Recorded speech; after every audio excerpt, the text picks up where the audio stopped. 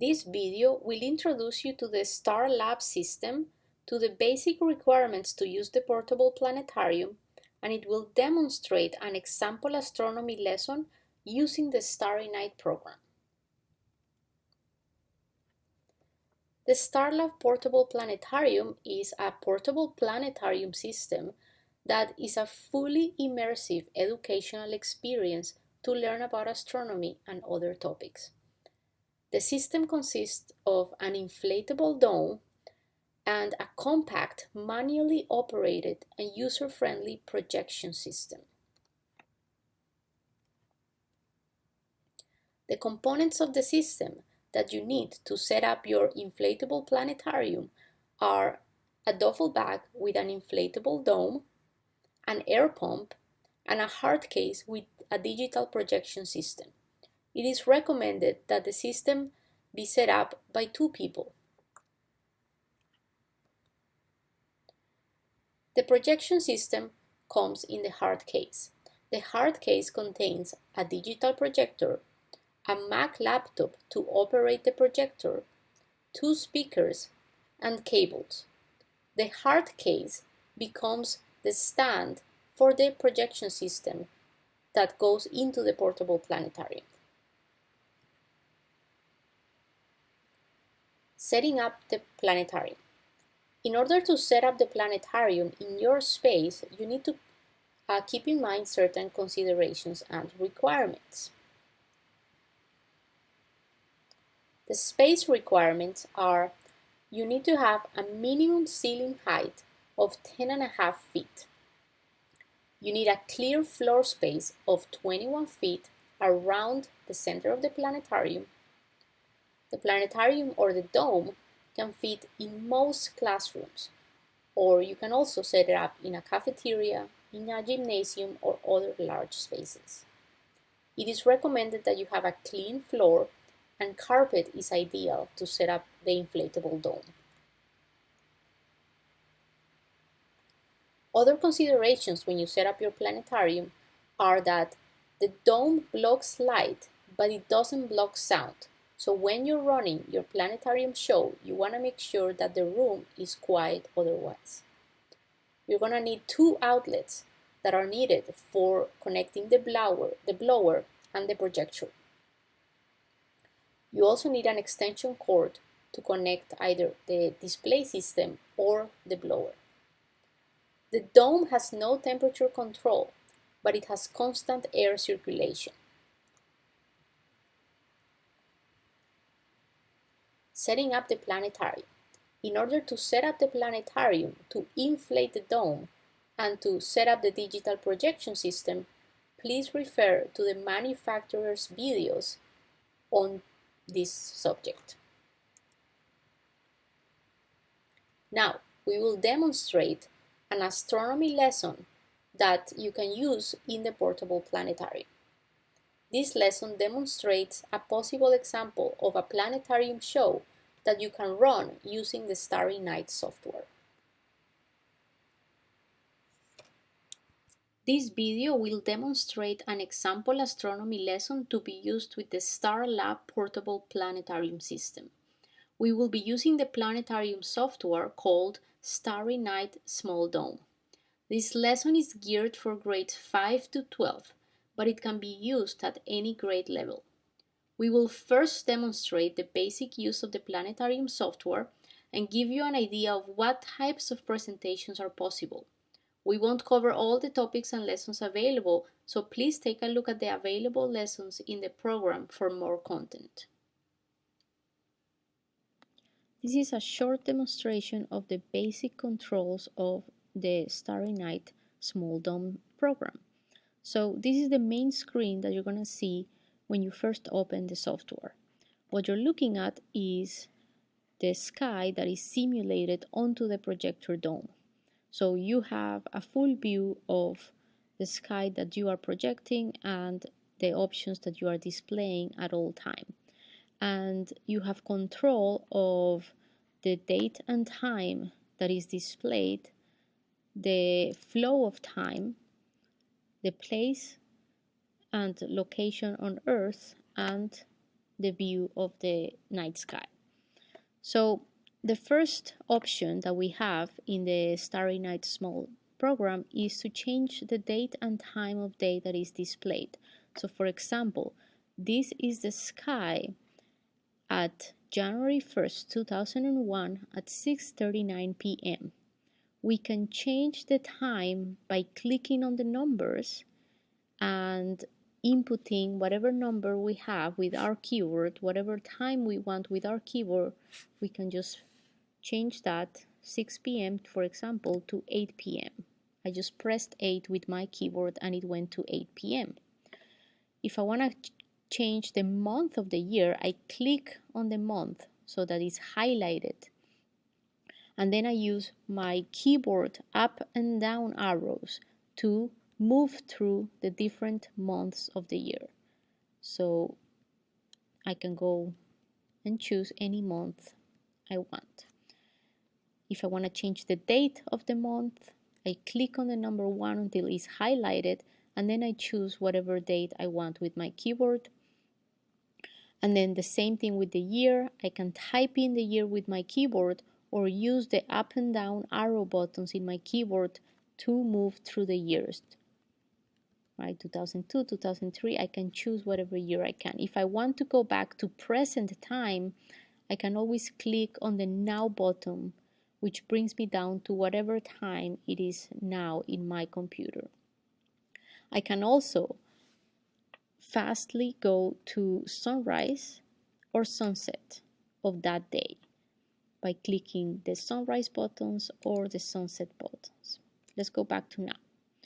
Now, the sky is going to move according to the regular flow of time. So the stars are going to revolve around the night sky according to the rotation of the Earth.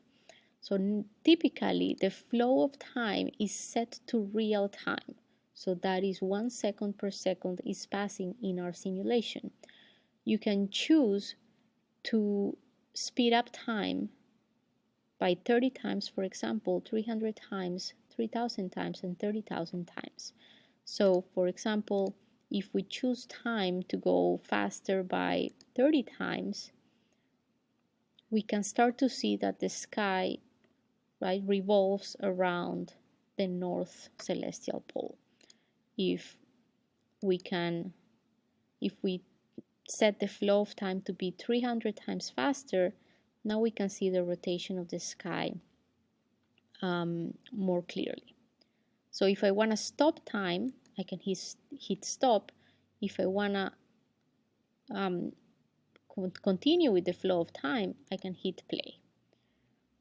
Okay, I want to hit stop right now and go back to real time. I can also have time move in discrete time steps. So for example, let's say I want to move my simulation or see the motion of the night sky every hour. So I would set discrete time steps at 1 hour and then use the move forward button to move my time forward by 1 hour. And you can see that the time here changes from 12, 1, 2, etc. Right? I can always back to real time and to now with my controls. Now, we can set the position of Earth from which we are observing the night sky. And this is very important because the position of Earth gives you the position of the horizon. The sky is going to be different depending on your position on Earth. Right? And the constellations you observe are going to be different depending on the position on Earth. So right now we have it set to Charleston, but you can also change that as you wish by hitting other in the viewing locations menu. Now, with my mouse, I can move my display around to orient it in different ways. Right? For example, I have the north coordinate facing the bottom, right, and the south coordinate facing the top. I can change that with these controls. I can put the south coordinate in the bottom of my screen, or I can choose any other orientation that I wish to see in my simulation. So let's go back to north orientation in my screen. Now, in the left side of the screen or the window, we can see our main menu of activities and configurations for the Starry Night program. So first of all, we're gonna hit options. And then in options, you're gonna see some different menus. So the first menu you're gonna see is guides. So guides can change the display setting in your night sky. So for example, the most useful setting in this guides menu are the display of the ecliptic, which gives us the path of the sun around the earth, right, or throughout the year in the night sky, and it gives us roughly the position of the planets in our night sky. And we can also select a grid option, which gives us an idea of the coordinates in the celestial sphere for that configuration, for our date and time configuration. So right now, I'm going to deselect those options and just leave the night sky as is. Now, we can select our local view. We can select to have daylight, which means that if the time is set to a daytime, then we will see the sun and we will see the sky illuminated by the sun. So let me demonstrate that. Let's go to sunrise. So as you can see, when we go to sunrise, we're gonna see just a regular daytime simulation. If I click on daylight, we're gonna lose the daylight, but that would be what the sky would look like if the sun wasn't out in the sky. But notice, be mindful of the time. It's still 7 a.m. and we are still at sunrise. It's just that we have selected to get rid of the daylight. Now, as you can see in our simulation, we can see the horizon, and the horizon has simulated mountains and clouds to make our simulation or our view of the sky more realistic. This can also help our students realize that we are looking at a 360-degree view of the night sky or of the sky. But if we want to remove the horizon markers like mountains and clouds, we can deselect local horizon, and then we would have no earthly horizon markings.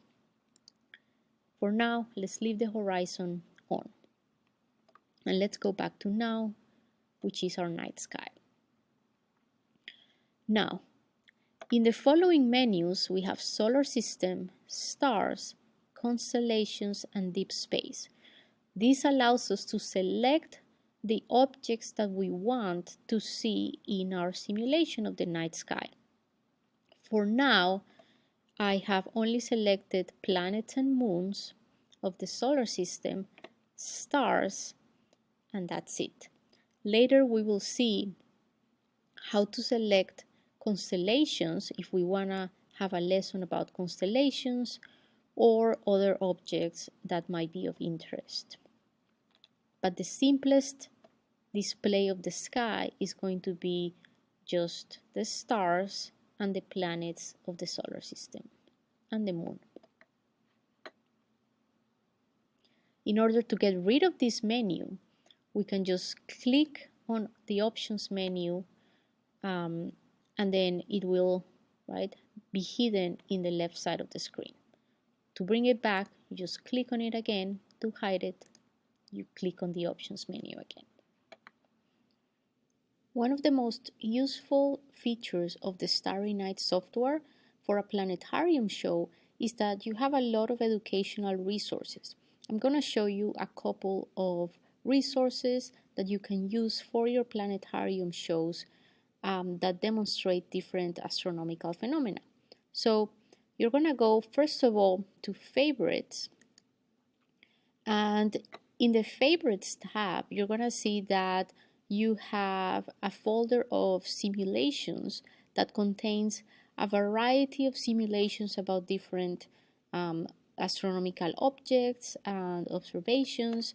So you can find simulations about, for example, Earth, Moon, and Sun system, which would be, for example, simulations about the seasons, the moon, or eclipses. And you can also find simulations about the solar system, the planets, stars, and the galaxies.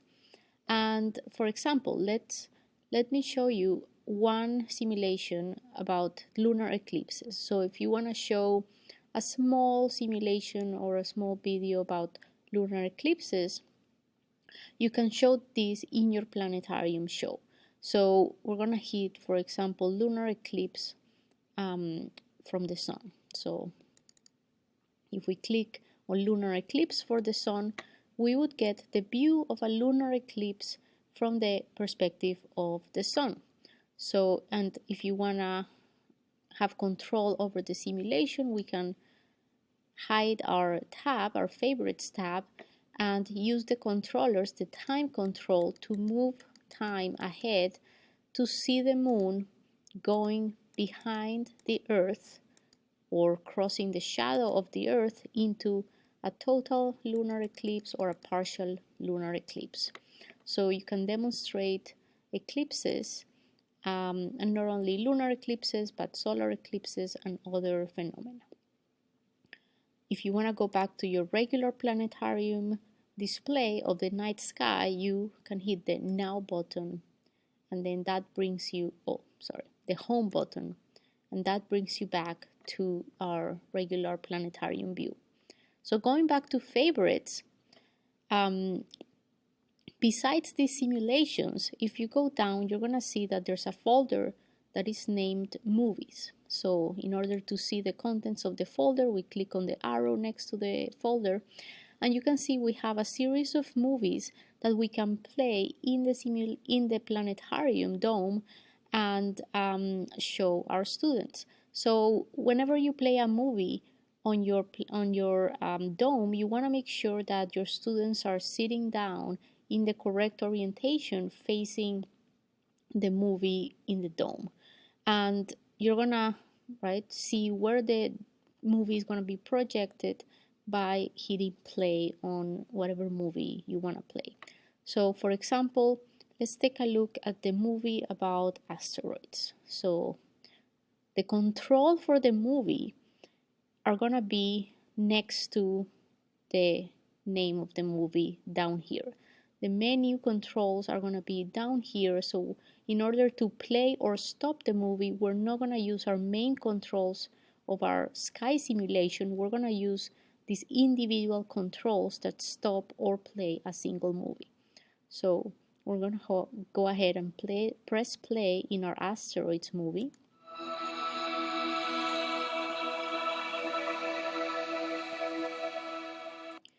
And as you can see, this is going to play in one side of the dome, so hopefully all of the students that you have inside of your dome can sort of fit on the opposite side of the dome in order to face the side where the movie is playing.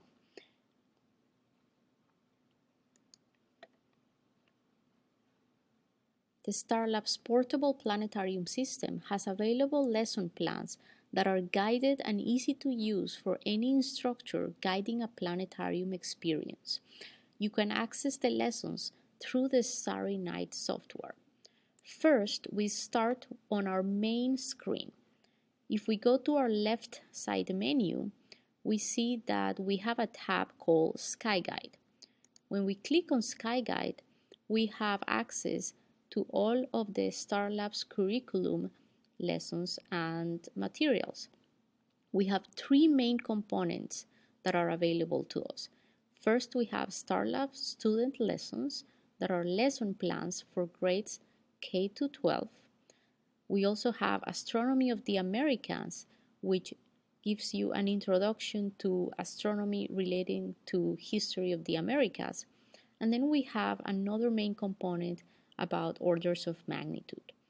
We also have an introduction to the basic components of the Starry Night program if you want to review any of the basic components. So for now, our lessons or our example lessons are going to focus on StarLab's student lessons that are specifically developed for students in grades kindergarten to 12. So as you can see, once we click on student lessons, we are taken to this menu where we have 3 links and the lessons are separated by grades.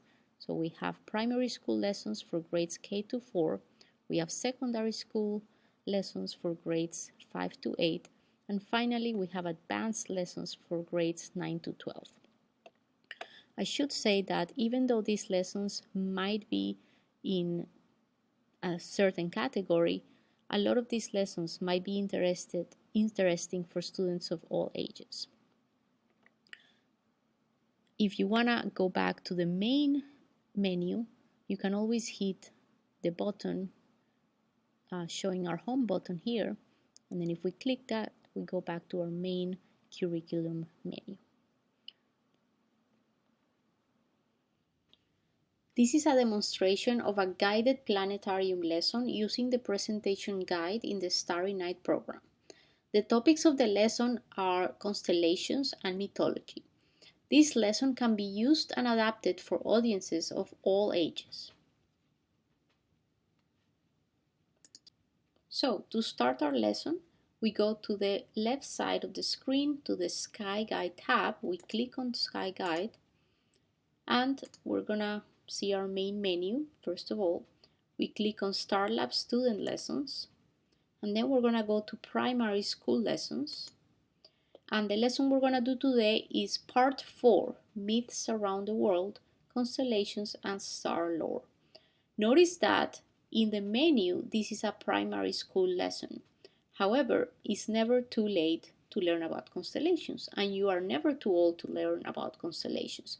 So this is an example of a lesson that can be adapted for all ages. And again, when we see our menu, when we have primary school lessons, secondary and advanced lessons, a lot of these lessons can be adapted for students of all ages. So our constellation lessons is going to be part 4, Myths Around the World. So let's get started. So this is all the parts of the entire lesson. So as you see, it has 11 parts. So we're going to focus on the introduction, sky pictures, connecting the dots, the Greek sky, Eris the ram, and Orion the hunter. And maybe we'll go into the myth of Orion. We're going to leave the rest as optional constellations. The tools we're going to be using in this exercise is the time control toolbar, which we can find over here in the upper menu. This will allow us to start and stop the movement of the Earth by using the time controls. So let's start with the introduction, part 1. So first we start by welcoming our audience. Good morning, everybody. Welcome to our planetarium. A planetarium is a special place that allows us to show what happens in the sky. We can either show the sky in the daytime or in the nighttime. Today's workshop, we're going to discover some of the myths and legends about the stars that were popular a long time ago in ancient Greece, more than 2,000 years ago. Long before there was television or video games or cell phones or even books, people used to spend many hours looking outside at the night sky. Using the brightest stars as guides, they imagined pictures of great heroes, wild beasts, and beautiful princesses. Often they made stories up along with the pictures. And over the years, these stories were repeated from parents to their children. Today, we call these stories myths, and they go hand in hand with the constellations that we can see in the sky. Can anybody tell me what is a constellation? A constellation is a group of stars in the sky that makes a picture in the sky. While many of the constellations started out as simple pictures made from stars, today the patterns we see in the sky have taken on a new meaning. The main use of the constellations by modern astronomers is for locating objects in space. Today, the entire sky that you see has been divided into 88 official constellations. Each constellation has its own boundary and none of them overlap. Let me show you what I mean. Let's move on to part 2, sky pictures. Now you can see our night sky. Now the sun is below the horizon, so we can see the stars and maybe even some planets in the night sky. Now, as you can see, we have divided the sky, or the part of the sky that we can see, into different sections. Each section is a constellation.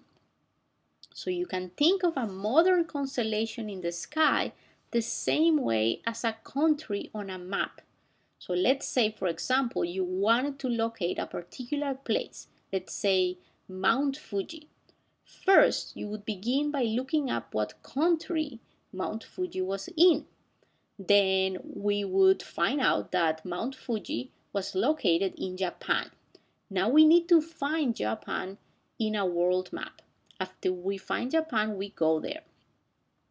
It works the same with constellations. If an astronomer wanted to look for the Andromeda galaxy with his or her telescope, they would start by looking it up in a star atlas, which is like a star map of the sky.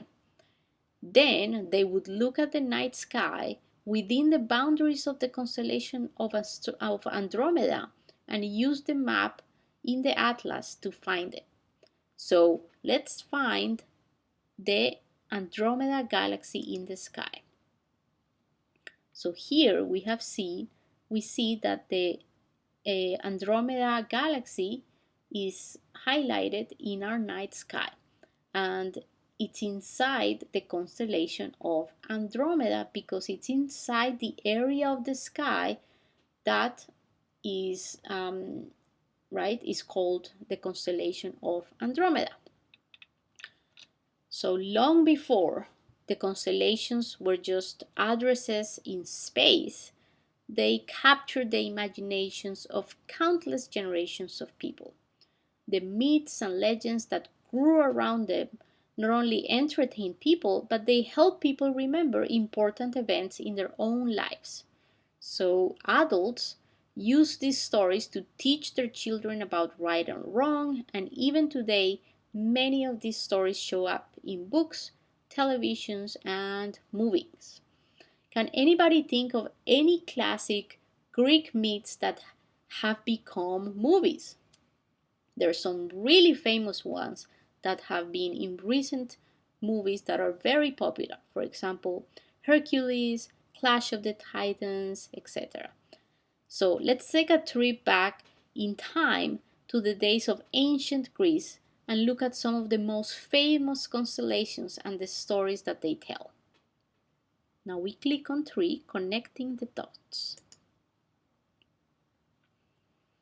So here we are looking at a typical winter sky in the northern hemisphere. So we live in the northern hemisphere, which is the north part of the Earth, towards the North Pole. As you look around, you can see many different stars. Some are brighter and some are colorful. The origins of modern constellations probably started with a scene just like this. You can imagine ancient people with no television and no cell phones on a dark night looking at the sky and thinking about stories while they look at the stars. How many of you have you played a game of connected dots? This is when you have a sheet of paper with lots of dots on it and you follow the numbers with a pencil until you make a picture. Well, back in ancient times, people didn't use paper and pencils. They used stars. So when you look at the night sky, you could think about all the different shapes and all the different pictures you could make by connecting the stars together. You concentrate on the brightest stars first, and they create images that reminds us of things in their lives. So let's connect the dots and see what we get. So now, in order to show the constellations in the planetarium, we click here in this link to show the constellation stick figures. Now we see that these are some of the images that people back then imagined as they looked at the night sky. Here are some of the simple shapes that were created with the stars. Let's play a little game. Do any of these shapes remind you of anything? So let's see how good your imaginations are. I'm going to give you a chance to be a planetarium director and do some pointing. I have my handheld pointer here and we're going to pass it around the room. What I'd like you to do is pick any object you see in the sky and tell the group what it reminds you of. Don't worry, this is not a test. There's not right or wrong answer. So this is a great way to get your students involved with the planetarium show and do an engaging activity where they can point a laser at the planetarium dome and pick one of the constellations or one of the shapes and say what it reminds them of. Who wants to start? At this point, you can either have every student in the dome try it or just a few. It's up to you and depends on how much time you have available for your lesson. After you finish this part of the exercise, you can continue with the lesson. Now, to continue with our lesson, we go to number 4, the Greek sky, by clicking on the link. And then we continue with our narrative or our story. So, as you can see, by simply connecting the dots, we get images that are very open to interpretation. This is what happened in the past also. Different people saw different things. Some of the images did stand out really well, however, and those became the ones that many of the ancient Greek myths were based on. The people of ancient Greece actually identified 43 different constellations or shapes, and using some creativity, they came up with pictures that looked like this. So we click to show the constellations illustrations. So as you probably guessed, those people in ancient Greece had some pretty active imaginations.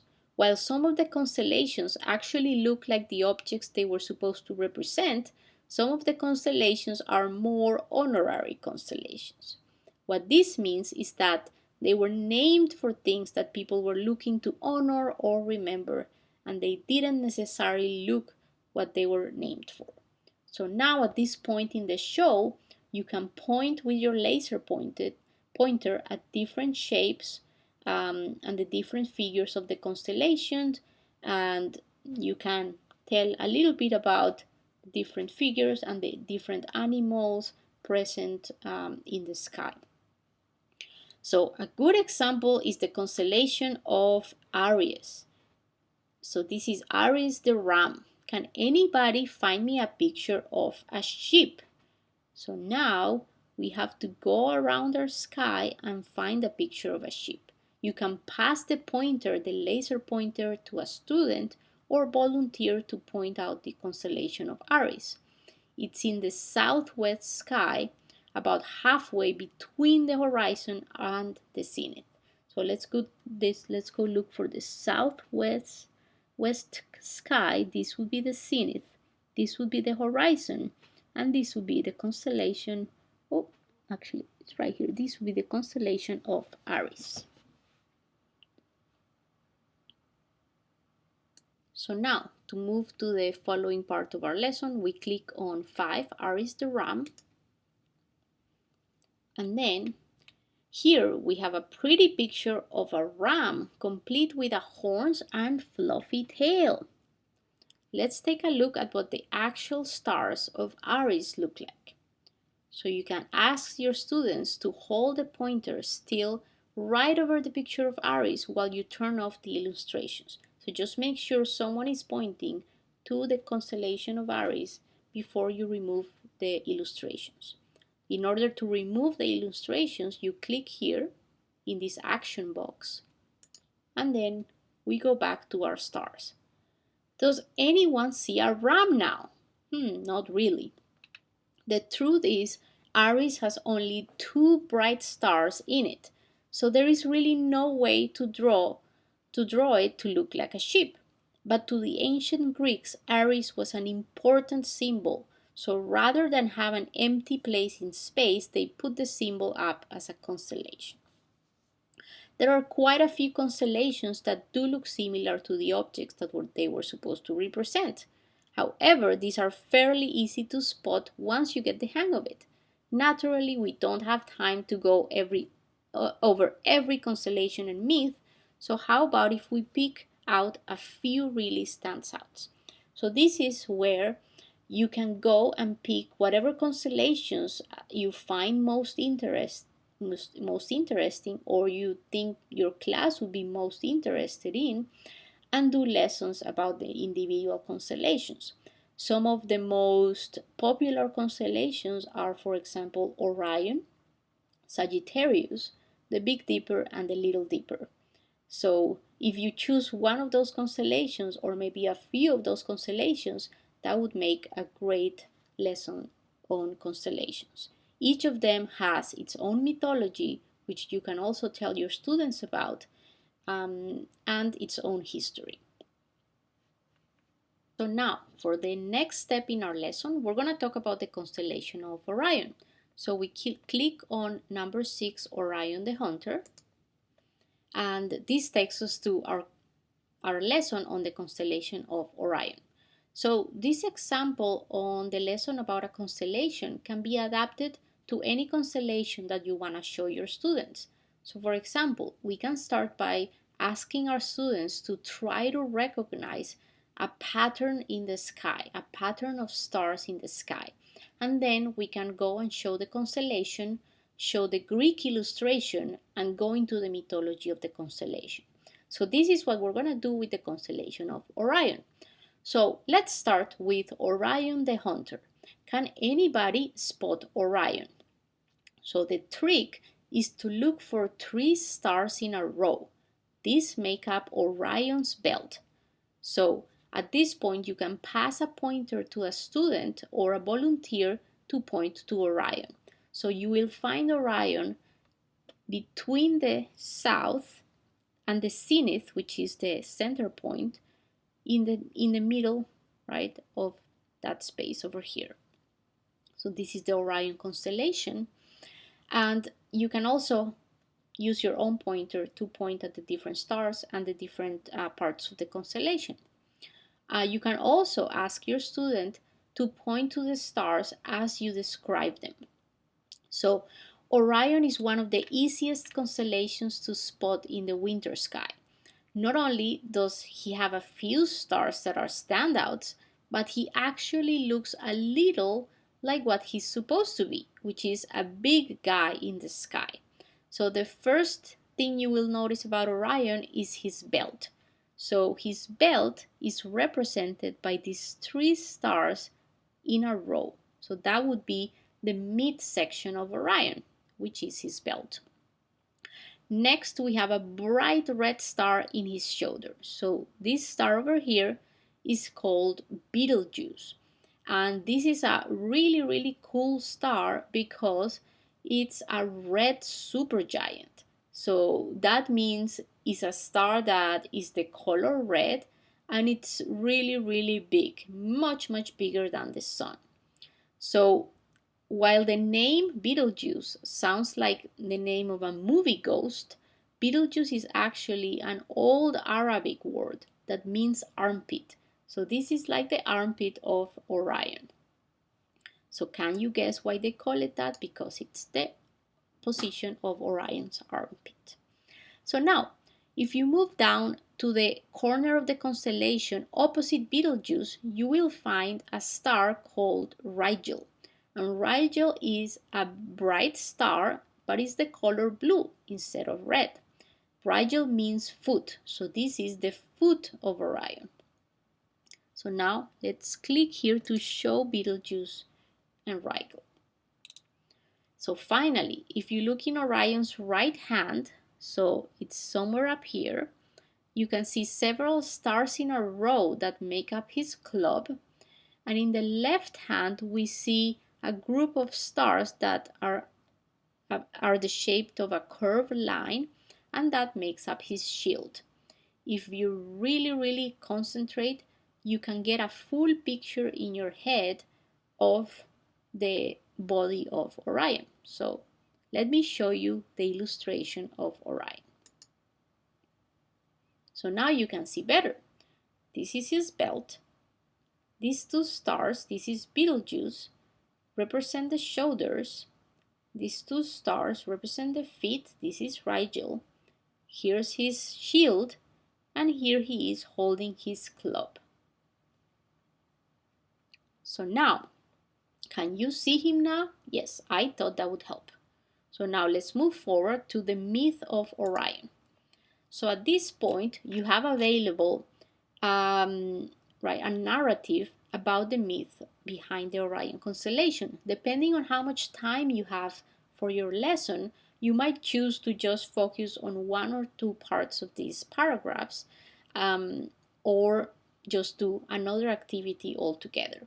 So here I'm just gonna tell you a little bit about the mythology of Orion, but we're not gonna go through the whole narrative available to us. So according to the ancient legend, there was once a man named Hyrieus, and he was a poor farmer. So even though he was poor, he was always kind to those around him and shared everything he had.